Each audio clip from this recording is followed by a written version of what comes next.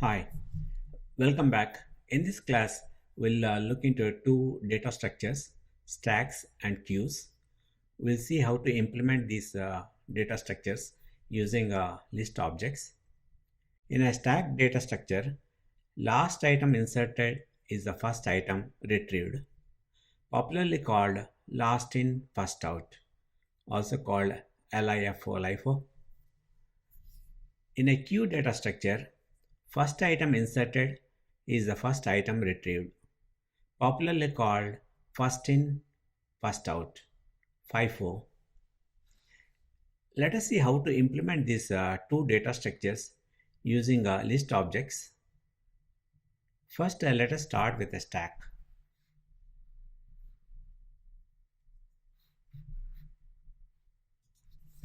Let us create an empty stack, empty list as a capital S equal to square brackets. That will create an empty list. If we see the type of S, it says a list, and also if you see the length of S, that will be 0. Nothing on the nothing inside the list. We can append by using an append. We can say dot append an item. Let us put a 10, number 10, and let us see. Let us add one more item, s dot append. Let us put 20 and print out the list. See, now the list is 10 and 20. Originally, started with an empty list, then we added one item, and after that we added one more item. You just think this is the top of the stack, because when it was only 10, it added next to 10, and just think this is the bottom of the stack and this is the top of the stack. Suppose if we add a few more, let us say s dot append, let us say 30, and let me copy this. I'll add 3 more items, 40 and 50, and if I execute and see the stack, the list, this is the list. So on the top of 20, it added the next one 30, after that 40 and 50. Just think this is the top of the stack. If we add one more, it will be after 50, and this is the bottom. So that is the stack we have. Suppose if we take out one item, means in a stack we take out from the top of the stack, just like the plates, we take the top plate first. So if you to remove a item, we can use a pop method. We can say s dot pop. If we don't pass any parameters, it will take from the end of the list. So let us execute. If we execute this one and see the list again, it will be 10, 20, 30 and 40. So it took out from the top of the stack, means the end of the list. Then we got a 40. And suppose if we append, if you add one more item on the stack, if you say append, let us say 50 again, or 500, and if we print, so this is our current stack. This is the top of the stack. When you added one item, it went to the top of the stack, and if you do a pop again, it will take out the item which was added latest, and if you run this one, you get a 40. So this last item added is removed. That is the essence of a stack. That is how the stack data structure is implemented.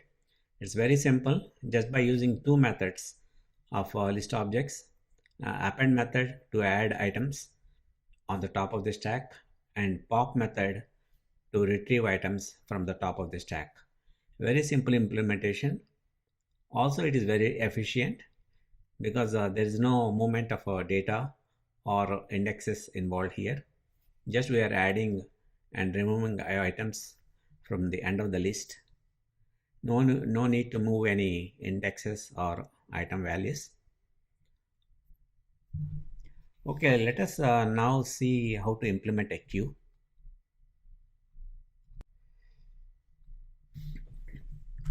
Let us create another list, empty list. Let us call it as queue, and that is an empty list. And if you print out that one, you'll get an empty list.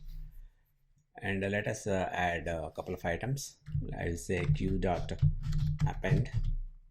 I'll add a 10,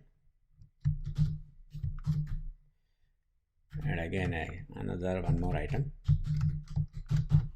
a 20, and print out the queue. We have two items. Think this is the beginning of the queue and this is the end of the queue. If we add one more item, it will go to the end of the queue. Suppose let us add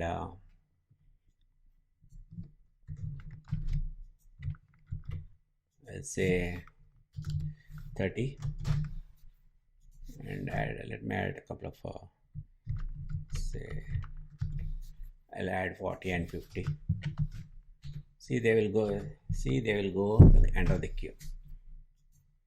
And let me print out the queue. Now if you execute this one, you'll get 10, 20, 30, 40 and 50. Every time you are appending, it's going to the end of the list. So this is our end of the queue, and this is the beginning of the queue. Now let us retrieve. Let us take out an element, an item. If we say queue dot pop, pops of 0, we have to take out. If you just say pop, it will take out from the end of the queue, end of the list. If you here I'm passing the index, I want to take it from the beginning. So this will take out the first element, which is really the first item added to this list. So we got 20, 30, 40 and 50. 10 is taken. So the first so this is like a 5, 4, first in, first out. So the 10 was the one which came first. See, the first one we added is 10. Here the first one is 10 we added, so that is the one gone. Similarly, if you do one more pop, suppose if I execute this one again, so the 20 is the oldest in this queue, so that is taken out. So that represents a FIFO object, FIFO, first in, first out. So by using just two methods of list object, append and pops of 0, we are able to implement a queue data structure with ease. But this queue implementation is not that efficient. Suppose there are 100 or 200,000 items on the queue. We have to move all the indexes for every pop call. That is a lot of work and also takes a considerable amount of time. Python has a module called collections.dq. Using this module, we can implement a queue data structure more efficiently. Okay, we'll stop here. In the next class, we'll see some Python list comprehensions. Okay, thanks.